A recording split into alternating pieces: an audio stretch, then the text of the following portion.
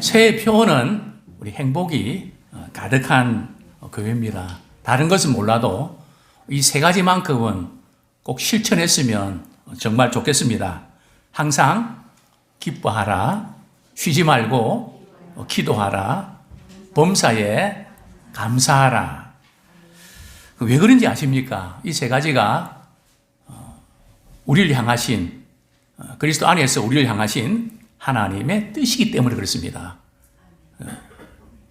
이 세 가지가 우리를 향하신 하나님의 뜻이라는 의미는 우리 하나님께서 우리가 세상 가운데 살아가면서 이 세 가지를 실천하면서 그렇게 행복해하는 모습을 그토록 보고 싶어 한다는 그런 의미입니다. 우리가 서로에게 이렇게 인사하면 좋겠습니다.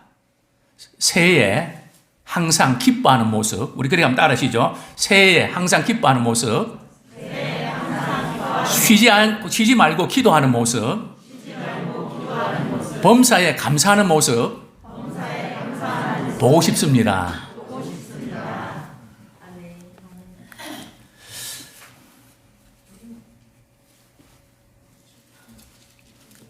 우리보다 우리 하나님께서 이러한 모습을 더욱더 우리 보고 싶어 하십니다. 오늘 저는 본문 말씀을 중심으로 생명의 길에서의 기쁨이라는 제목이 조금 이렇게 접촉이 좀 안 되는 것 같습니다.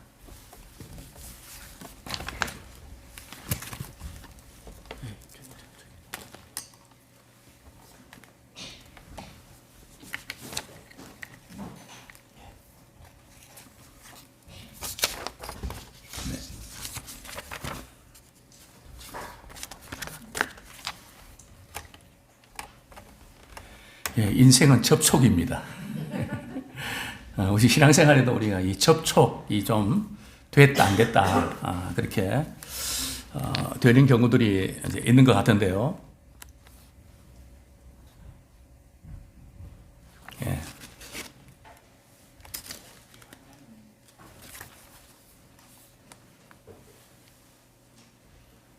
네.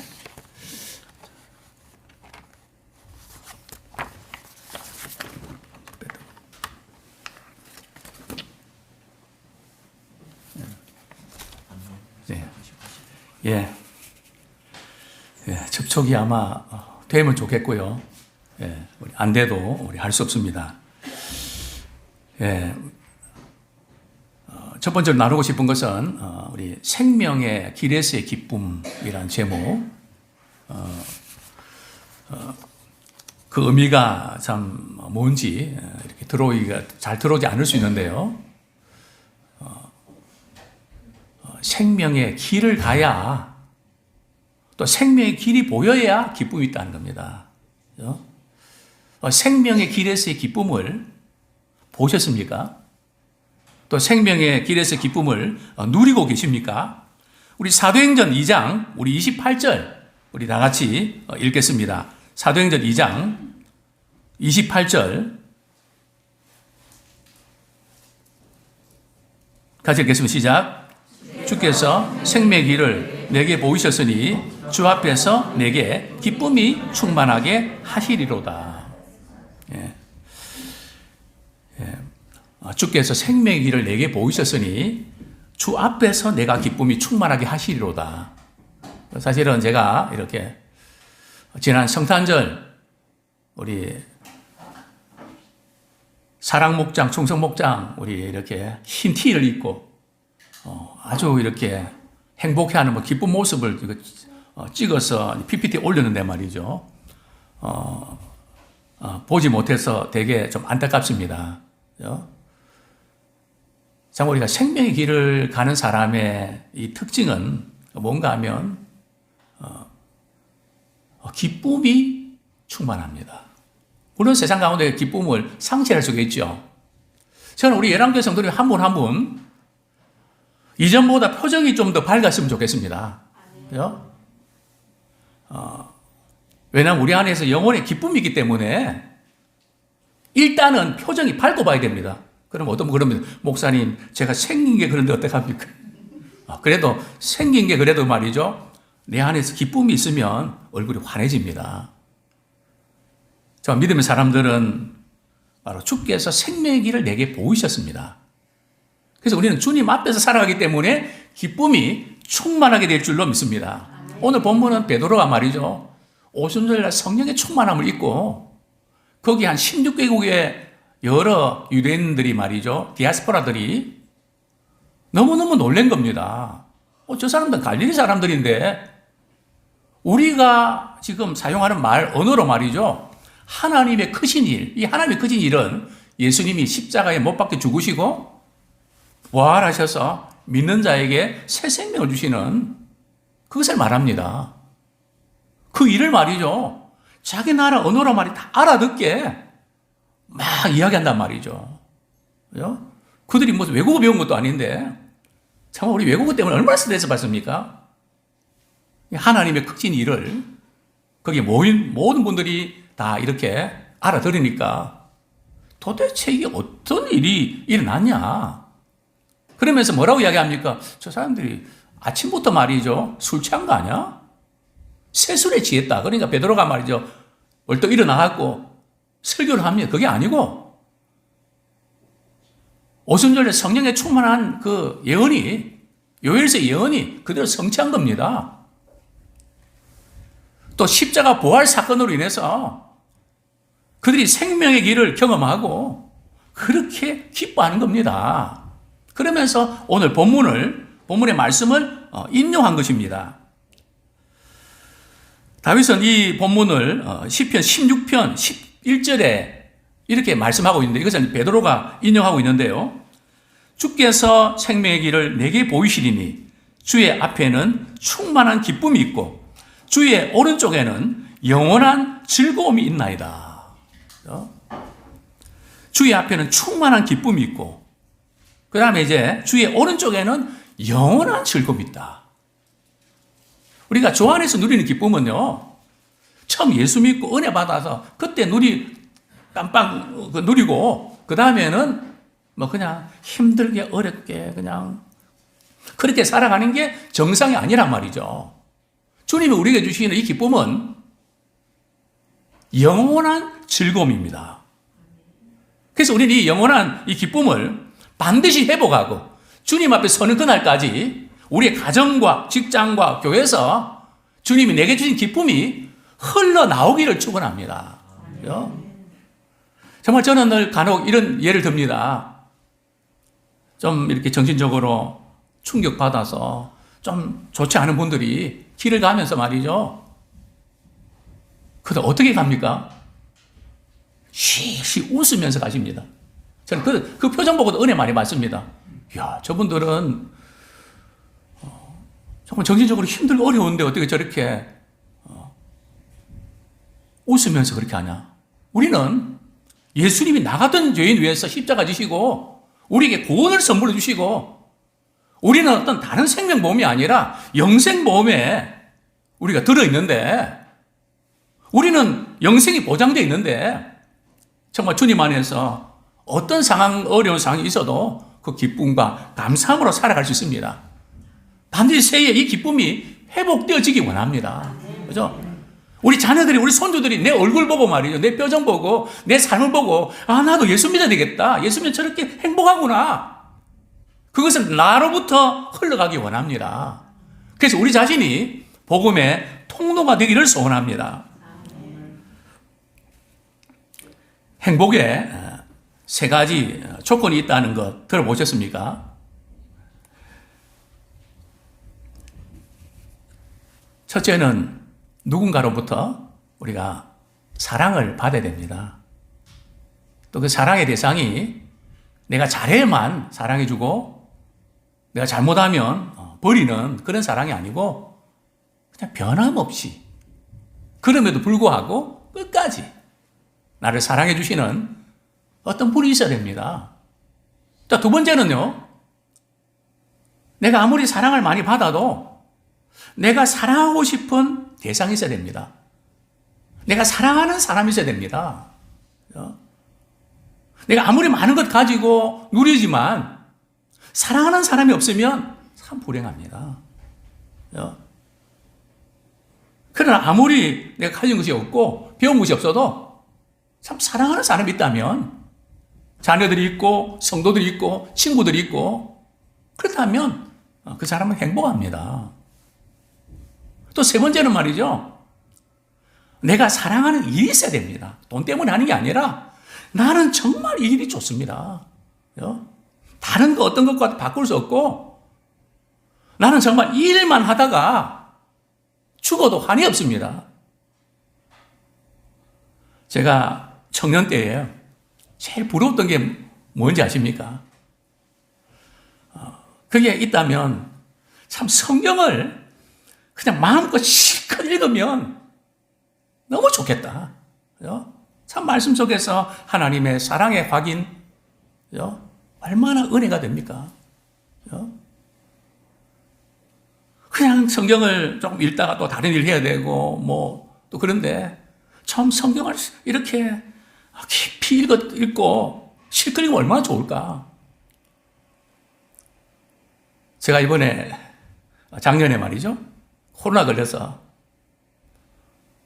제가 코로나 일독했습니다. 그죠? 물론 쉬고 싶지고 조금 몸이 안 좋고 하지만, 그래, 이 주신 시간, 그래서 일명 코로나 일독. 시간 많잖아요. 그죠? 누구 못 만나잖아요. 그죠?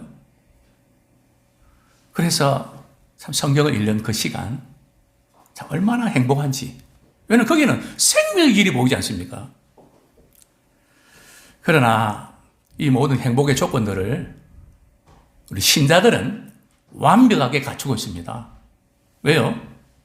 우리 신자는 하나님이 우리를 이처럼 사랑해 주잖아요. 우리도 하나님 사랑하고 또 서로 사랑하잖아요. 우리 자녀를 바라보면 너무 사랑스럽잖아요. 성도들 바라보면 너무 사랑스럽잖아요. 저는 예수님 믿고 나서 말이죠, 물론 미운 사람이 없는 건 아닌데요, 완전히 달라진 것이 있다면, 전에는 그냥 그렇게 봤는데 하나님의 사랑을 받고 보니까 말이죠, 하나님의 사랑의 눈으로 바라보니까 그렇게 사랑스러운 거예요. 제가 여러 번 말씀드렸죠. 제가 음성, 이렇게, 저기, 충북, 제천인가요? 충북의 충북의 음성이라고 하는, 좀 정신적으로 좀 이렇게, 힘든 요양원 있지 않습니까? 거기 한번 갔거든요. 할머니들이 말이죠, 저만 붙잡고 말이죠, 안 놔주는 거죠. 근데 그분 바라볼 때 너무 사랑스럽습니다. 심지어 어떤 경우는 중국에 말이죠, 나병 환자들이 냄새가 나고 막 그런데 저는 비위가 약하거든요. 물론 기도 많이 했습니다. 하나님, 그냥 표정 관리 잘할 수 있도록. 근데 얼마나 사랑스러운지. 그분들이 그냥 힘든 가운데서도 박수 친다고 말이죠. 그런 모습들이 얼마나 감동인지. 물론 우리가 때로는 그렇게 안 되는 경우도 종종 있죠. 왜요? 이 기쁨이 상실될 때. 그러나 우리가 주님 안에 거할 때에 이런 놀라운 은혜들을 우리가 누리게 될 줄로 믿습니다. 생명의 길에서 이 기쁨이 도대체 뭘 가리키는 걸까요? 우리 시편, 우리 16편, 우리 9절 보면 이런 말씀이 나옵니다. 이러므로 나의 마음이 기쁘고 나의 영도 즐거워하며 내 육체도 안전히 살리니.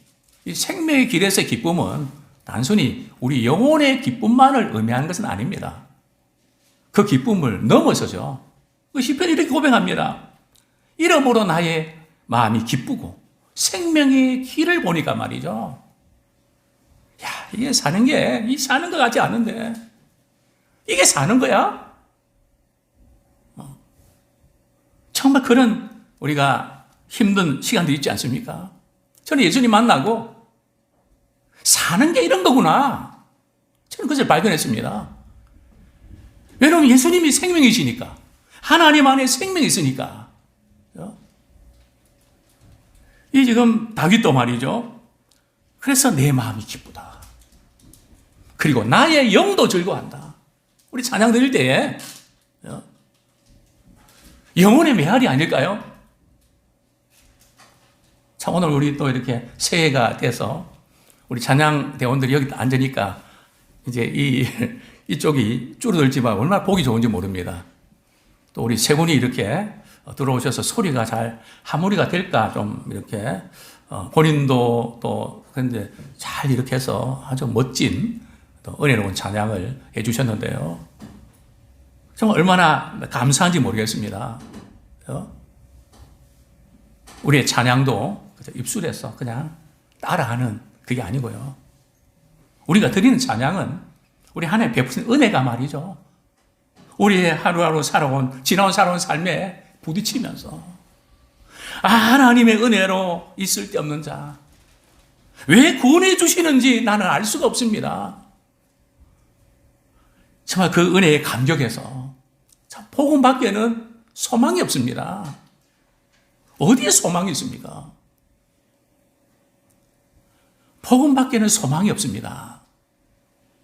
참 우리가 찬양할 때도 그 영혼이 메아리치고 뿐만 아니라 말이에요. 내 육체도 안전히 살리니. 왜요?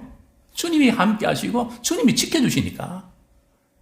정말 얼마나 불안하고 어려운 시대를 우리가 살고 있습니까? 사고도 많고.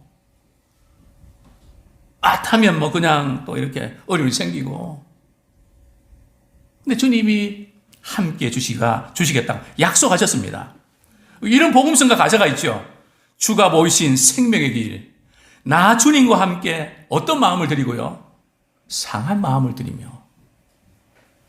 그렇습니다. 우리 상한 마음을 누구한테 내놓을 수 있습니까?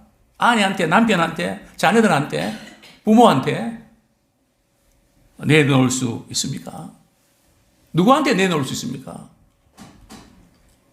그런데 주님은 우리가 상하고 통해하는 마음을 주님은 기뻐하시거든요. 주님께 내놓을 수 있단 말이죠. 또 주님이 아신다는 겁니다.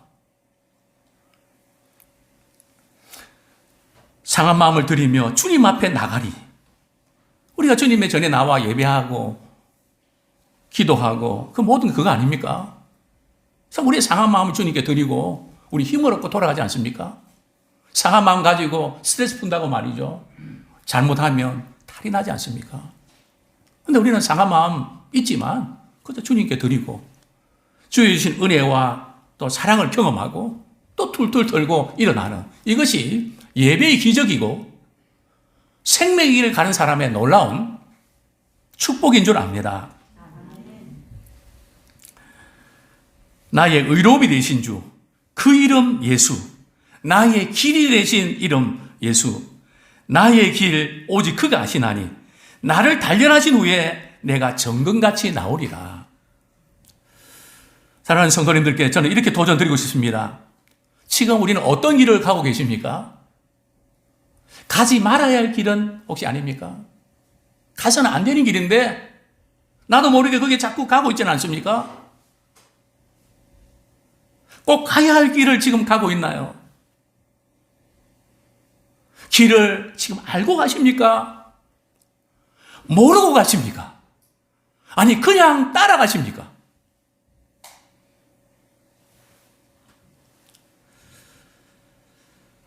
지금까지 걸어왔던 길이니까 다른 길은 보이지 않으니까 그냥 가는 것입니까? 우리는 생명의 길을 우리가 간다고 하지만 알고는 있지만 생명의 길로 안 가는 분들 혹시 없습니까? 들어서 알고 있습니다. 확신이 없습니다. 신앙생활이 이렇게 자꾸 정체 현상을 빚는 이유는 아는데 확신이 없기 때문에 움직이질 않는 겁니다. 볼륨을 완전히 떠버린 겁니다. 이제 볼륨을 좀 키십시오. 문제는 볼륨에 있습니다. 접촉에 있습니다. 우리 지난주에 우리 찬양대에서 MR 이렇게 하는데 소리가 지금 적어서 크게 하니까 우리 성도님들이 조금 소리가 컸죠, 그죠? 근데 오늘은 조금 잡힌 것 같지 않습니까? 한번 오른쪽을 보시죠. 저 방향이 저 이제 위에 있는 이 방향을 청와대 쪽으로 틀어놨습니다. 소리가 오늘 제가 들어보니까 다르더라고요. 그렇습니다. 똑같은 기회가 있어도 방향을 어떻게 트는가에 따라서 우리 인생의 방향을 하나님께로 향하기 원합니다. 그죠? 있어도 방향이 말이죠. 잘못되면 제대로 작동이 안 되는 겁니다. 그렇습니다. 참 우리는 어떤 길을 가고 있는가? 그러나 이제는 우리 생명의 길을 걸었으면 좋겠습니다. 마음이 기쁘고 나의 영도 즐거워하며 육체도 안전히 거하게 될 것입니다. 우리 신명기 30장 19절 20절 말씀 제가 읽어드리겠습니다. 신명기 30장 19절부터 20절 내가 생명과 사망과 복과 저주를 내 앞에 두었은즉 너와 내 자손이 살기 위하여 생명을 택하고 내 하나님 여호와를 사랑하고 그의 말씀을 청종하며 또 그를 의지하라. 생명과 사망과 복과 저주 우리 앞에 있습니다. 우리 하나님께서 우리에게 길을 열어놓으셨는데요. 선택은 너희들이 해라. 우리는 어떤 선택을 하고 싶어 하십니까? 성경은 이렇게 말씀합니다. 나와 내 자손이 살기 위해서 생명의 길을 선택하는 우리가 되기 원합니다. 두 번째로 저는 이런 도전 드리고 싶습니다. 생명의 길에서의 기쁨은 주님이 함께하는 기쁨입니다. 생명의 길에서의 기쁨은 주님이 함께하는 기쁨입니다. 사도행전 2장 25절입니다. 다윗이 그를 가리켜 이르되 내가 항상 내 앞에 계신 주를 배웠으며 나로 요동하지 않게 하기 위하여 그가 내 우편에 계시도다. 다윗이 그를 가리켜. 사실은 다윗은 여기 보면 그가 메시아는 아니고요. 자기 자신을 가리켰는데 이것이 나중에 메시아에 대한 예언으로 이렇게 성취됐음을 보게 됩니다. 내가 항상 내 앞에 계신 주를 배웠으며 다윗은 참 많은 고통과 배신과 쫓김과 심지어 집에서도 말이죠. 다윗은 인정 못 받았습니다. 사무엘 선지자가 다윗의 이새의 아들 가운데 이제 기름 부은 반자가 있다고 사무엘에게 말씀 주실 때 사무엘이 이새의 집에 가죠. 다른 형제들은 다 왔는데 하나님이 아니라 그럽니다. 혹시 다른 아들 있습니까? 그랬더니 한 아들 있긴 있는데 데려오지도 않는, 물론 양을 치고 이래서 사정이 있었겠지만 그죠? 별로 비중 두지 않는 아들. 그죠? 참 그런 아들이었지만 참 다윗은 얼마나 산전수전 다 겪습니까? 그죠? 자녀들이 또 문제가 생기죠. 여러 가지, 그죠? 배신당하기도 하고, 버림받기도 하고, 요동치려 그러면 다윗만큼 요동칠 수밖에 없는 그런 인물이 있을까요? 한 20년 이상, 그죠? 다윗은 약속을 받아놓고 고통이 가해졌거든요. 처음부터 내 인생 그렇다 그러면 받아들일 텐데, 약속 받았는데 이루어지기까지 한 20년 정도. 정말 힘든 일이죠. 그러면서도 다윗은 내 앞에 계신 주님을 항상 보는. 항상 다윗은 주님이 살아계심을 의식하고 사는 겁니다. 사랑하는 성도가 어떻습니까? 매일매일 살아가는 가운데 참 일도 바쁘고 많이 힘든 일이 있는데 내 앞에 주님이 계시고 주님이 일하심을 보고 계십니까? 아니면 까마득하게 잊고 삽니까? 그냥 개념으로 주님이 계신 거야. 내가 주님 앞에 있습니다. 내가 주님 앞에서 살아가고 있습니다. 이게 사랑의 관계 아닙니까? 우리 어머니들은, 우리 자녀들이 어디 가도 내 앞에 있지 않습니까? 사랑하니까. 사랑을 쏟은 대상이니까. 항상 우리 자녀들이 내 앞에 있지 않습니까? 우리가 주님 사랑한다면 내가 주 앞에 있다. 저는 이것을 참 삶 속에서 저희 부모님을 통해서 많이 배웠습니다. 또 저도 실천하려고 합니다. 어떻게 해요? 한 번씩 부산에 내려가면 부모님은 기차 이렇게 마중 나오셔서 서로 보이지 않을 때까지 손을 건드신단 말이죠. 알아서 가라는 적이 없고 안 보일 때까지 바라보셨거든요. 그래서 늘 바라보고 있다. 저도 실천하려고 합니다. 그냥 잘 가세요 그렇게 아니라 끝까지 지켜보는, 정말 주님이 우리를 늘 지켜보시는, 정말 힘들고 어려울 때에 주님이 내 앞에 계신다. 주님이 나와 함께 하신다. 다윗이 그 어려운 위기를 극복할 수 있었던 비결이 그거 아닙니까? 간혹 우리는 드라마 같은 때도 시합을 하고 경기를 할 때 말이죠. 기진맥진해서 이제는 글루키 상태에 있을 때 넘어져서 말이죠. 일어날 힘조차 없을 때 돌아가신 부모님이 쓰러져 있는데 다 크로즈업되면서 말이죠. 또 사랑하는 사람이 딱 크로즈업되면서 그것을 딱 보는 순간 말이 힘이 나서 역전으로 바꾸는, 그죠?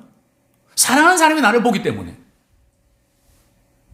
그 시선을 의식하면서 일어나는, 그래서 우리 많이 보지 않습니까?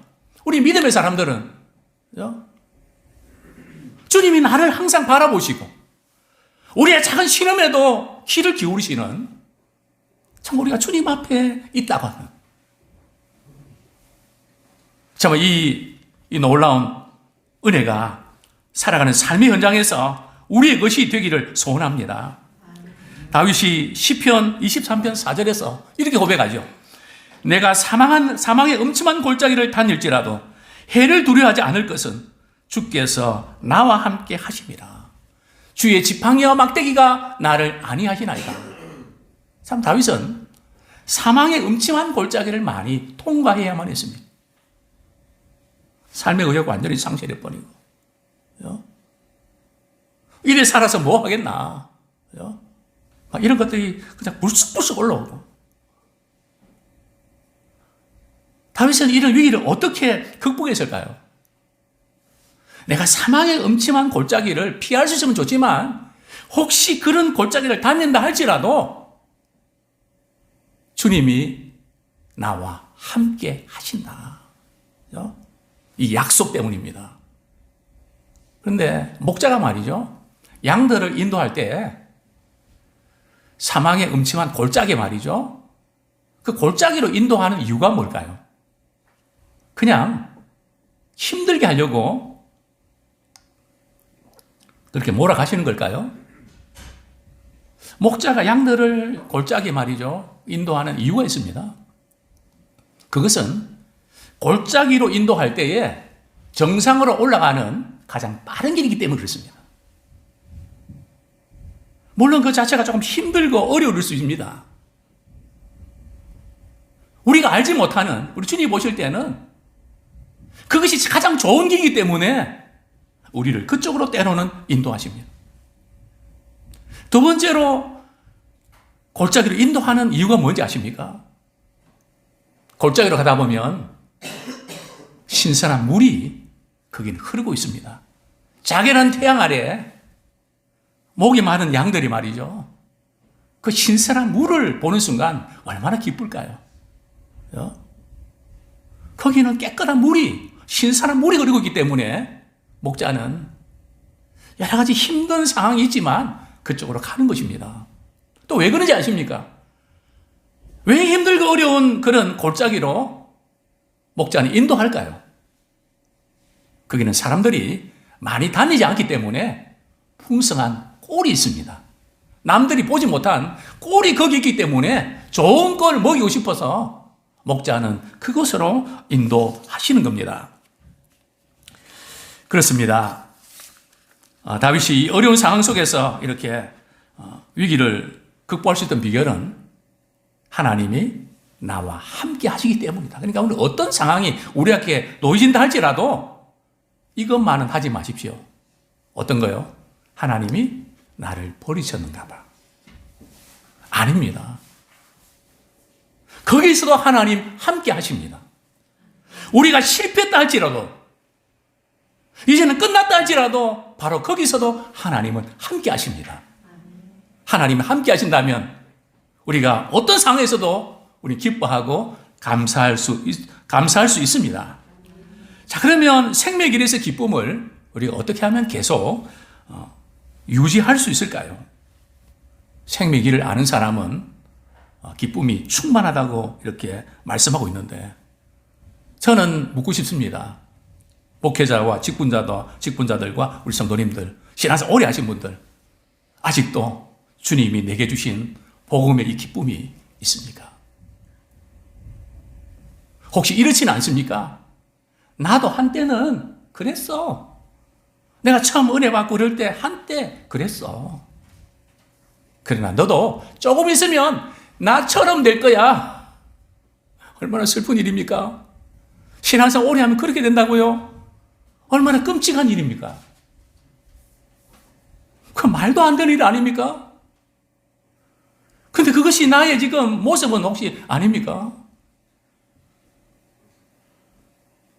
어디서 이 기쁨을 빼앗겼을까요? 어떻게 회복하고 우리가 유지할 수 있을까요? 저는 이 헨리 스쿠걸이 쓴 하나님의 생명이라는 책, 참 조그만 소책자인데요. 참 좋아하는 책입니다. 서재에서 이렇게 찾아서 다시 한번 봤는데요. 그는 이렇게 하나님의 생명에 대해서 역설합니다. 참된 기독교는 마음속에 있는 영원한 생명을 강조합니다. 근데 반면에 하나님의 생명이 없이 교회 다니고 하나님의 생명 없이 신앙생활하는 사람은 특징이 있습니다. 자기에게 꼭 필요한 것만 한다는 거예요. 그냥 내가 생각해서 맞는 것만 하지.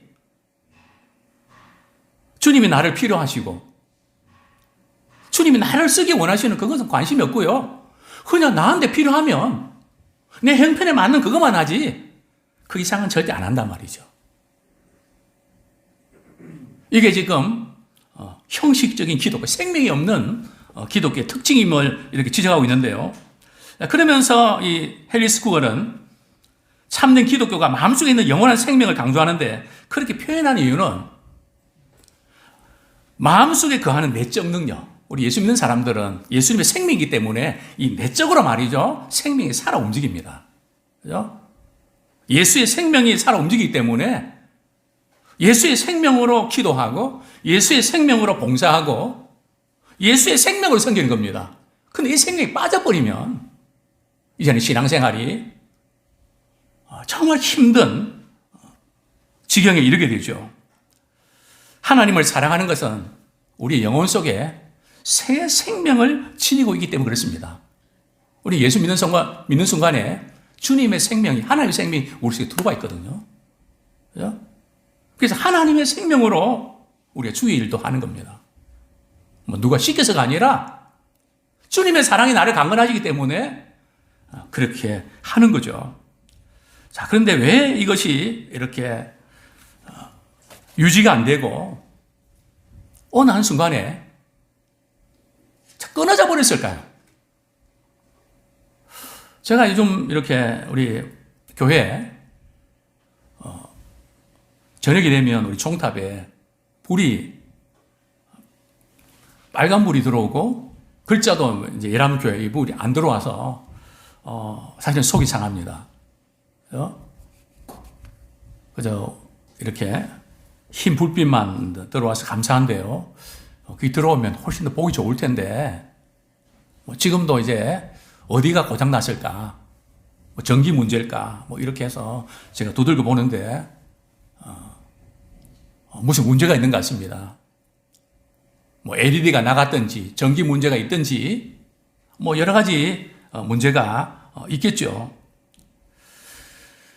근데 이런 문제들을 우리가 어떻게 좀 풀어갈까? 아마 전문가 통해서 우리 진단받아야 되겠죠. 그리고 해결해야 되겠죠. 우리 인생도 마찬가지입니다.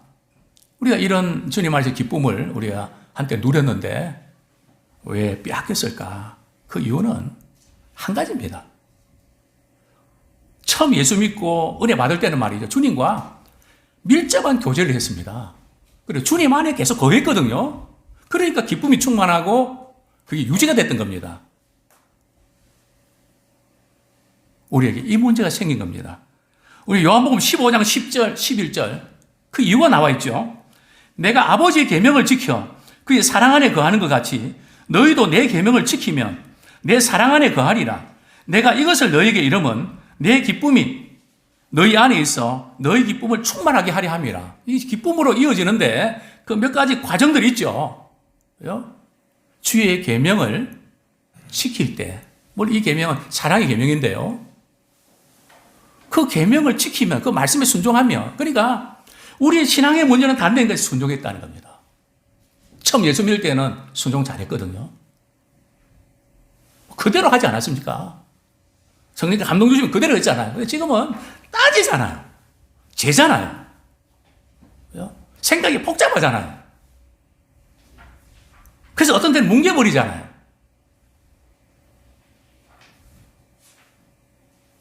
그의 계명 안에 거하며 계명을 지켜. 바로 순종의 문제죠.